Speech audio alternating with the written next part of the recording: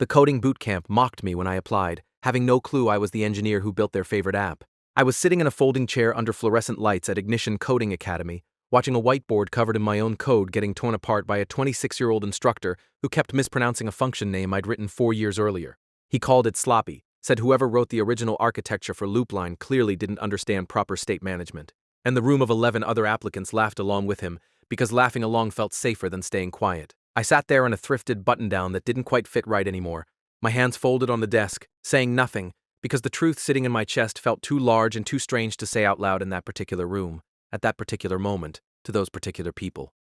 I'd been unemployed technically for 14 months by the time I walked through Ignition's glass doors on a gray Wednesday morning in March, though unemployed wasn't quite the right word for what had actually happened to me. My name is Callum Ashby, and 3 years earlier, I'd been the founding engineer and chief architect behind Loopline, a project management and Kanban tool that had quietly become the default workflow app for thousands of coding bootcamps, dev shops, and small tech teams across the country, including, as it turned out, the exact academy currently mocking my code on their whiteboard. I'd built the core of Loopline alone over 18 brutal months, sold my stake to my co-founder Baxter Lin during a messy split I still didn't fully understand myself, and walked away from the company with a non-disparagement clause, a modest payout, and a burnout so severe I'd spent the better part of a year barely able to look at a laptop screen without my chest tightening. My therapist, a calm, precise woman named Delaney Osei, who specialized in occupational burnout among tech workers, had suggested months earlier that structure might help me rebuild some sense of normalcy, some external framework I could lean on while my brain slowly remembered how to function without the constant adrenaline of running a startup. My wife, Priya, who taught middle school science and had watched me disappear into a version of myself she didn't recognize for the better part of 2 years, thought a bootcamp made sense too, something with a schedule, with small, manageable goals, instead of the enormous, shapeless pressure of building something from nothing. Neither of them knew when I mentioned applying to Ignition specifically that it was the same academy whose founder had once emailed me personally, years earlier, gushing about how Loopline had transformed his entire teaching curriculum.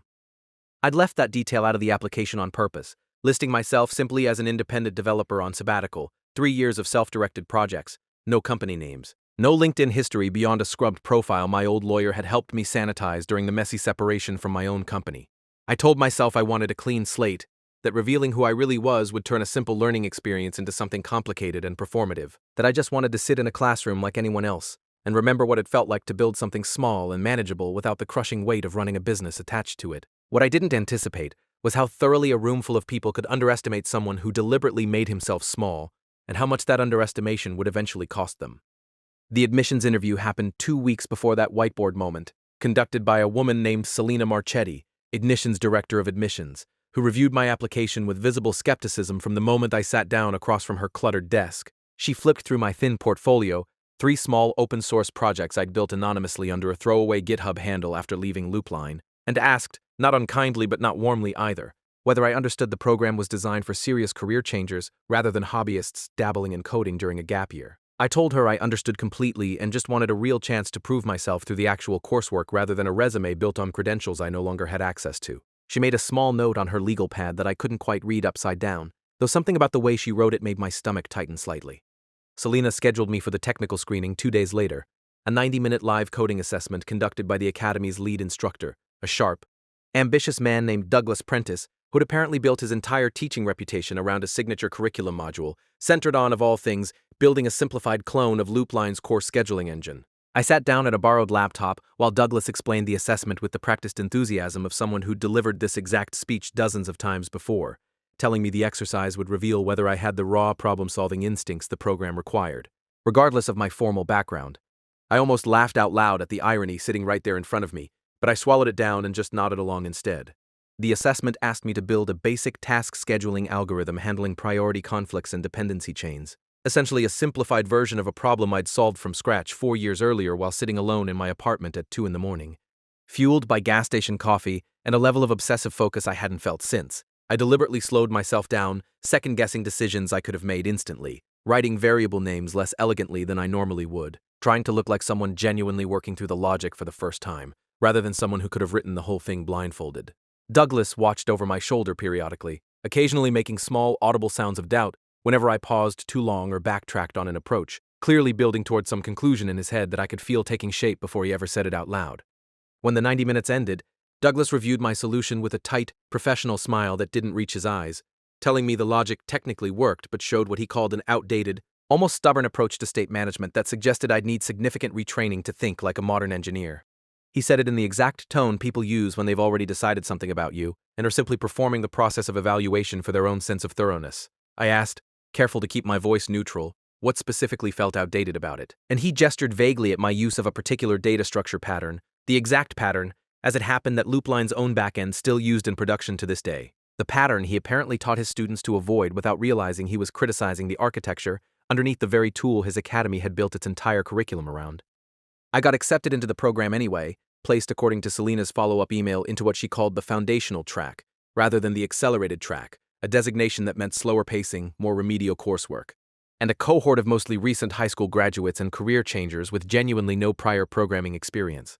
I told myself this was fine, that I wanted the slower pace anyway, that proving anything to anyone wasn't the point of this exercise. But sitting in that first classroom session, watching Douglas Prentice confidently misexplain concepts I understood at a level he probably couldn't fully appreciate, something small and stubborn started forming in my chest that had nothing to do with proving myself, and everything to do with simply refusing to disappear completely inside the identity I'd constructed for myself. The first real crack in my careful anonymity happened during week 3, when Douglas assigned the cohort a group project explicitly modeled on Loopline's core feature set, telling the class this was industry-relevant practice because, as he put it, half the companies hiring bootcamp graduates in this region used Loopline internally for exactly this kind of workflow management. He pulled up Loopline's public marketing site on the projector, scrolling through the About page, and paused on a small team photo from 4 years earlier, 6 people standing awkwardly in front of a rented office space, before moving on without a second glance. I sat in the third row, my pulse suddenly loud in my own ears, staring at a photograph of myself 20 pounds heavier in confidence and 30 pounds lighter in actual weight, and nobody in that room recognized me at all. I told myself it was nothing, that 4 years and a rough couple of years had changed my appearance enough that nobody expected a burned-out former founder to be sitting quietly in a foundational track classroom pretending not to understand recursion. I got through that class period on autopilot, my hands steady on the keyboard even though my mind kept circling back to that photograph, and I drove home that evening replaying the moment over and over, trying to decide whether the discomfort I felt was fear of being discovered or something closer to grief for a version of myself that photograph represented, a version who'd believed, foolishly, that building something good would be enough to protect him from everything that came afterward. Priya noticed something was off that night, the way she always did, watching me push food around my plate without really eating it, and I finally told her about the class assignment, about the photograph on the projector, about sitting in a room full of strangers analyzing my own work like an artifact from someone else's life. She asked, gently, whether I wanted to just tell them to end the strange performance and let people know exactly who they were dealing with, and I told her I wasn't sure yet, that some part of me wanted to see how this actually played out if I stayed invisible a little longer. She didn't push, but I could see the concern in her face, the same concern she'd carried through most of the past 3 years, watching me hide from a version of success that had somehow become indistinguishable from the trauma that surrounded it. The mocking escalated gradually over the following weeks, the way these things always do, starting small and building into something harder to ignore or excuse away. A teaching assistant named Colton Reeve, barely 23 years old, and clearly modeling his entire personality on Douglas's confident dismissiveness, started making little comments whenever I asked clarifying questions during lab sessions, saying things like, maybe I should have paid closer attention the first time, or wondering aloud whether the foundational track was actually challenging enough for someone my age who still seemed to be struggling with basic concepts. I let it slide the first few times, telling myself I was here to learn structure and routine, not to fight battles over classroom dynamics that ultimately meant very little in the grand scheme of things. Then came the incident with Mira Desai, one of the few other students in my cohort who actually treated me with basic decency, a sharp, quick-witted woman in her 30s transitioning careers from nursing, who once asked me during a break why I seemed to already understand half the material the instructors presented as though it were brand new to me. I deflected, telling her I'd done a lot of independent reading before enrolling, and she gave me a look that suggested she didn't fully buy the explanation but respected the boundary enough not to push further. That same week, Colton overheard part of that conversation and made a joke in front of the whole lab about how some students like to pretend they already knew everything just to feel special, a comment aimed directly enough at me that several classmates turned to look, waiting to see how I'd respond. I said nothing, because saying something felt like the beginning of an unraveling I wasn't ready for yet, and I watched Mira's expression shift into something like quiet solidarity, the small, private kind that happens between two people who recognize unfairness even when neither of them says it out loud. That night I sat in my car in the parking garage for almost 20 minutes before driving home, my hands gripping the steering wheel, replaying every small humiliation of the past month in a loop I couldn't quite make stop. I told myself it was nothing, that this was exactly the kind of discomfort I'd signed up for by choosing anonymity, but my body kept insisting otherwise, my jaw tight, My stomach knotted in a way that felt uncomfortably familiar from the worst months of my burnout.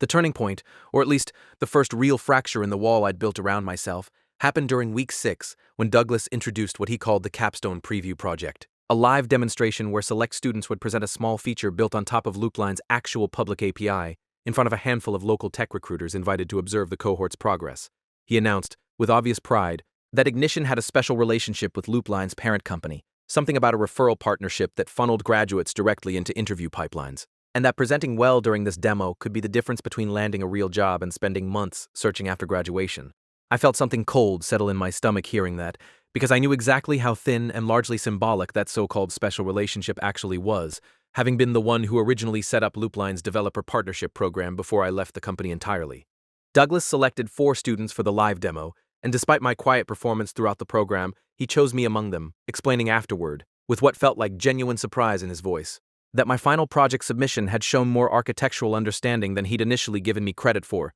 I almost told him right there, standing in the hallway after class, the whole strange truth of exactly how much architectural understanding I actually had. But something held me back, some stubborn instinct that wanted to see this through on terms I still controlled, rather than terms forced by a moment of frustration. I told him thank you instead, and went home that night to prepare a small, deliberately unremarkable feature demo that hid far more competence than it revealed. 2 days before the actual demo event, everything shifted in a direction I hadn't anticipated at all. I received an email from Loopline's current head of developer relations, a woman named Nadia Fontaine, who I'd never met personally since she'd been hired well after my departure, but whose name I recognized from company announcements I still occasionally saw despite trying to avoid following the company too closely. The email, forwarded strangely enough through Ignition's own general inquiries address before someone finally routed it to me directly, explained that Loopline was preparing a public case study specifically highlighting Ignition Academy as a flagship educational partner, complete with a feature interview about how bootcamp graduates were successfully building on Loopline's platform architecture.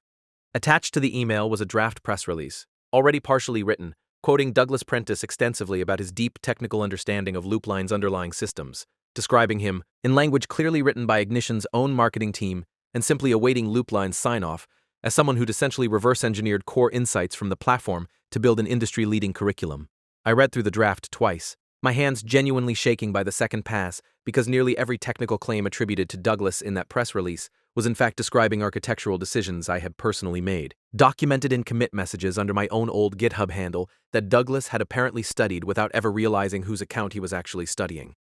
I called Priya from the parking lot outside a coffee shop, my voice tighter than I wanted it to be, and read her the press release line by line. She was quiet for a long moment after I finished. And then she asked the question I think I'd been avoiding for the entire 6 weeks leading up to that moment, whether I was going to let a man take public credit, in an official press release, for insights and decisions that belonged entirely to me. I told her I didn't know yet, that part of me still wanted to just walk away quietly and let the whole strange chapter end without confrontation. But even as I said it, I could hear how unconvincing it sounded coming out of my own mouth. That night I couldn't sleep, lying awake replaying every small humiliation from the past 6 weeks, against the backdrop of this new, much larger deception unfolding in real time. I thought about the whiteboard session where Douglas mocked my original code without knowing it was mine. I thought about Colton's comments in the lab, about the photograph on the projector that nobody recognized, about the entire careful architecture of anonymity I'd built for myself, slowly transforming into something that no longer protected me, but instead was actively enabling someone else to steal credit for work I'd nearly destroyed myself building. Somewhere around 3 in the morning, I finally admitted to myself that staying invisible had stopped being about healing a long time ago, and had quietly become something closer to complicity. The next morning, I called an employment attorney named Fenwick Doyle, recommended by an old colleague from my Loopline days, explaining the whole tangled situation, the non-disparagement clause from my original separation agreement, the press release currently in draft form, the 6 weeks of documented mockery I'd experienced at Ignition before anyone realized who I actually was. Fenwick, a careful, methodical man with nearly 20 years of experience in tech employment and intellectual property disputes, listened without interrupting, occasionally asking clarifying questions about specific dates and documentation. When I finished, he told me the non-disparagement clause likely wouldn't prevent me from simply stating factual, provable claims about my own authorship of code, especially in response to someone else publicly claiming credit for that same work, though he cautioned me to document everything meticulously before making any public moves. Fenwick walked me through what he called establishing a clean evidentiary record, explaining terms I'd absorbed passively over years running a company but had never needed to apply so directly to my own personal defense. He told me to screenshot every relevant commit message tied to my old GitHub handle, to preserve timestamps proving authorship predating Ignition's founding by nearly 2 years, to save the press release draft and the forwarded email chain exactly as received without alteration. He said if Ignition or Loopline pushed back on any claims I eventually made, having a clear, time-stamped chain of custody for all this documentation would matter enormously in establishing what he called the factual record beyond any reasonable dispute.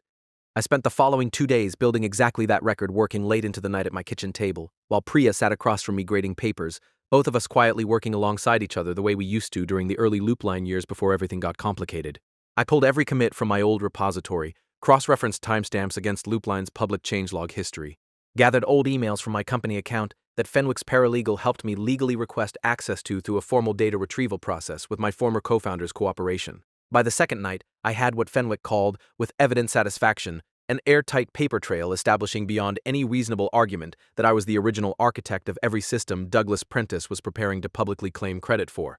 The demo event was scheduled for a Thursday evening, held in Ignition's largest classroom converted for the occasion, with catering tables and a small stage area where the 4 selected students would present their work in front of roughly 30 invited guests, including local recruiters. A handful of Loopline employees I didn't recognize, and according to the event program, Selena had emailed the cohort, a journalist from a regional tech publication covering the bootcamp's growing partnership with Loopline, as an example of successful industry collaboration. I sat backstage with the other 3 presenting students, my stomach in knots, watching Douglas move through the crowd shaking hands, radiating the specific confidence of a man about to have his professional reputation validated in front of exactly the people whose validation mattered most to him. I had roughly 6 hours before the event started, and I spent every one of them wrestling with a decision that felt increasingly urgent and increasingly impossible to postpone any further. Fenwick had told me, during our final call that afternoon, that I had every legal right to correct false public claims about my own work, but that timing and context would matter enormously for how the situation ultimately resolved, both legally and professionally. I kept staring at my phone, at the drafted statement I'd written and rewritten a dozen times, unable to decide whether revealing myself during the actual event would look like validation or sabotage, whether the truth, delivered at exactly the wrong moment, could somehow still be twisted into looking like the villain's move rather than the honest one.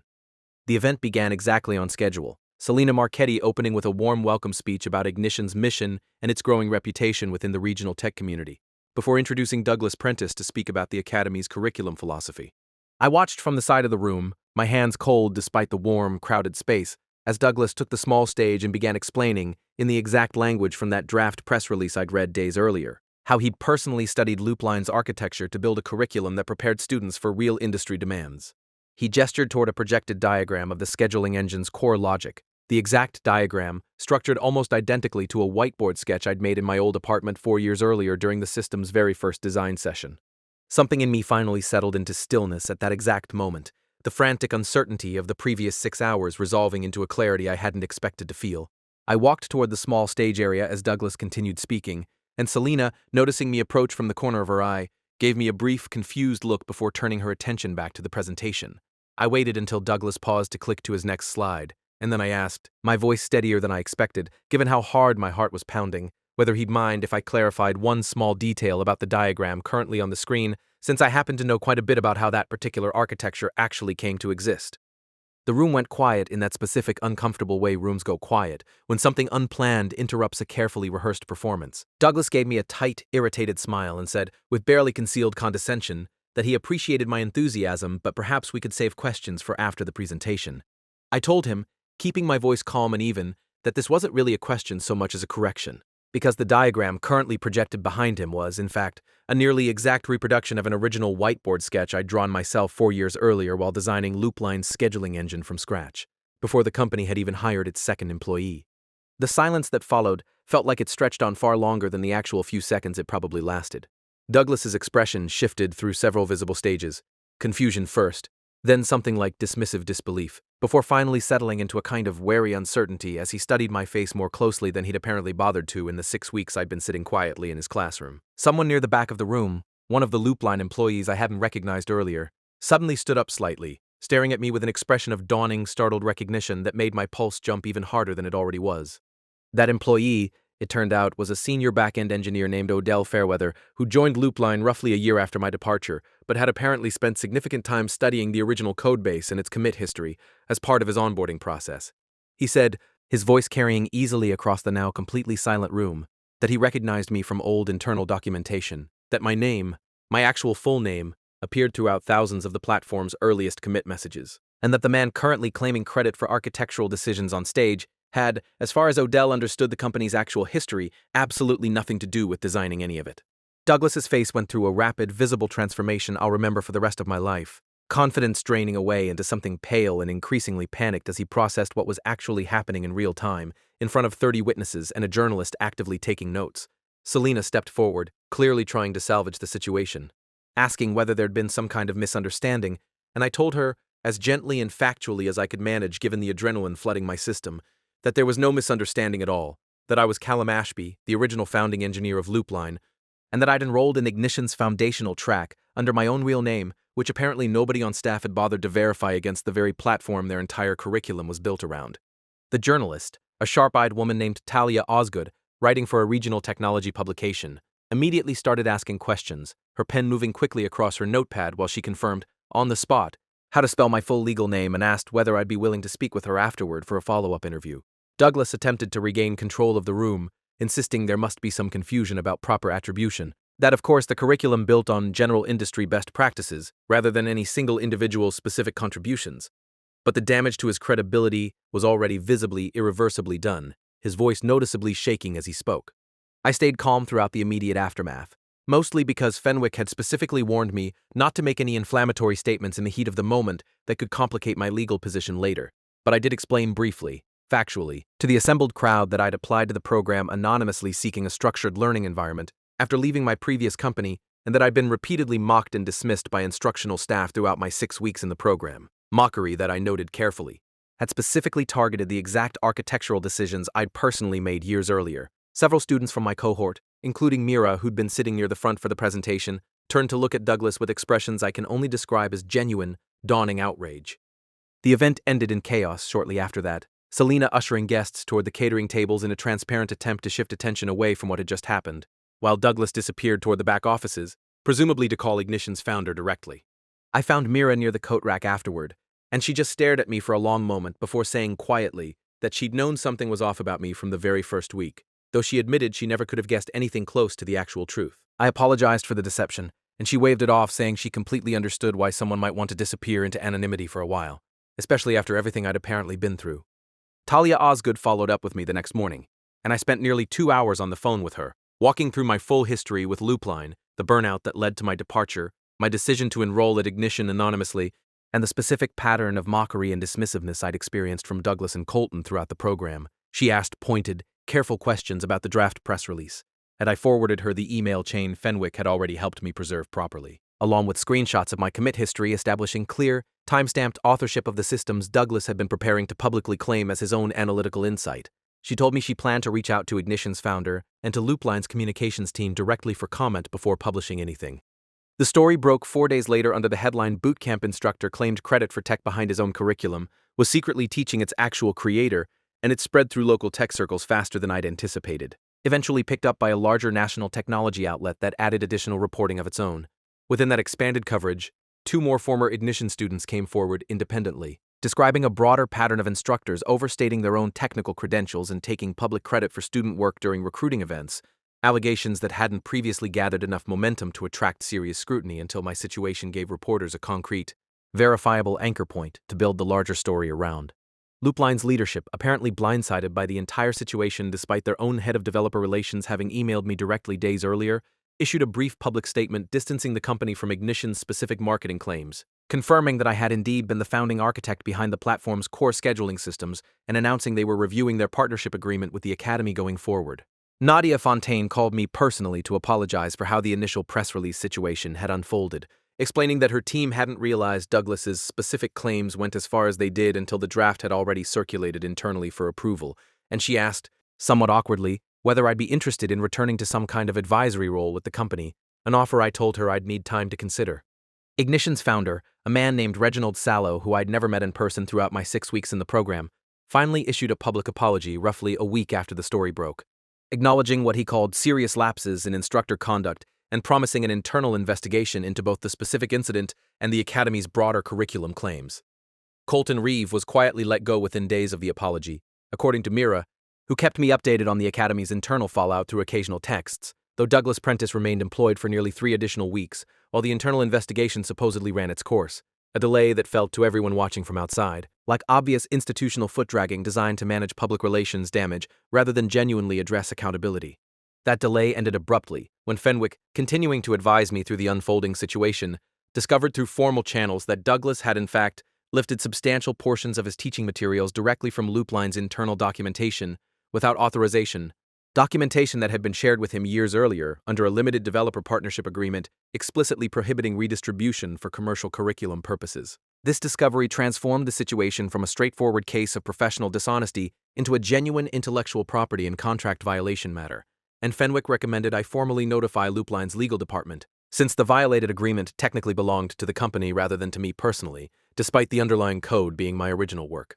Loopline's general counsel, a measured, careful attorney named Priscilla Nakamura, opened a formal investigation within days, requesting documentation from Ignition regarding exactly how Douglas had obtained and used the restricted developer materials throughout his curriculum's multi-year history. The investigation revealed that Douglas had been quietly building his entire professional reputation, including 2 previous teaching positions at other bootcamps, substantially on the back of proprietary documentation he'd accessed through a limited partnership agreement never intended for public instructional use, a pattern stretching back nearly 5 years before I'd ever walked through Ignition's doors as an anonymous applicant.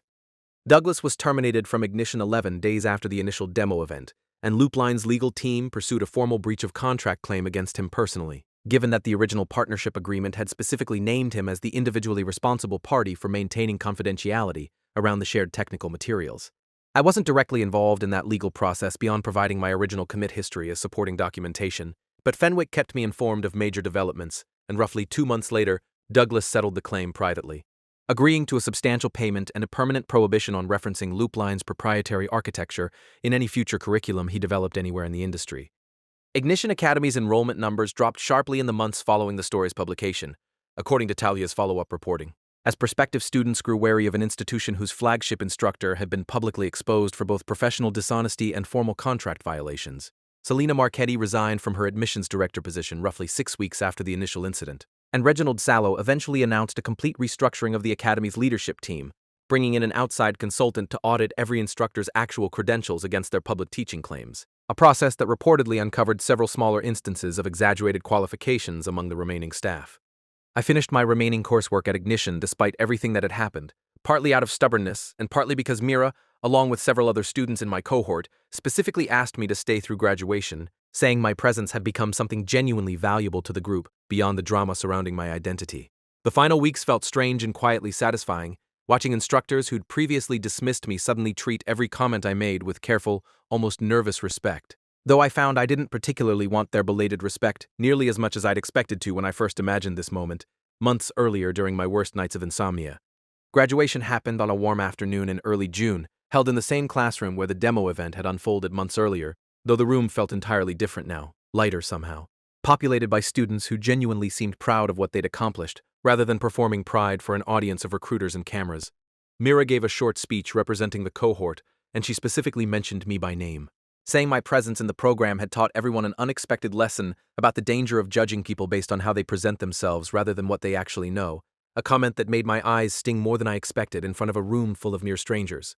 Priya sat in the audience with my mother, who'd flown in for the occasion despite my initial protests that graduating from a foundational coding bootcamp hardly seemed worth the trip given everything I'd already accomplished professionally years earlier. Watching them both clap for me as I walked across that small stage to accept a certificate I genuinely didn't need for any practical career purpose, I understood in a way I hadn't fully appreciated during the chaos of the previous months, that this whole strange experience had given me something I actually needed far more than professional vindication. It had given me back a version of learning that felt joyful and low stakes, uncomplicated by the enormous pressure of building something from nothing, the exact thing I'd lost somewhere in the exhausting years of running Loopline before everything fell apart.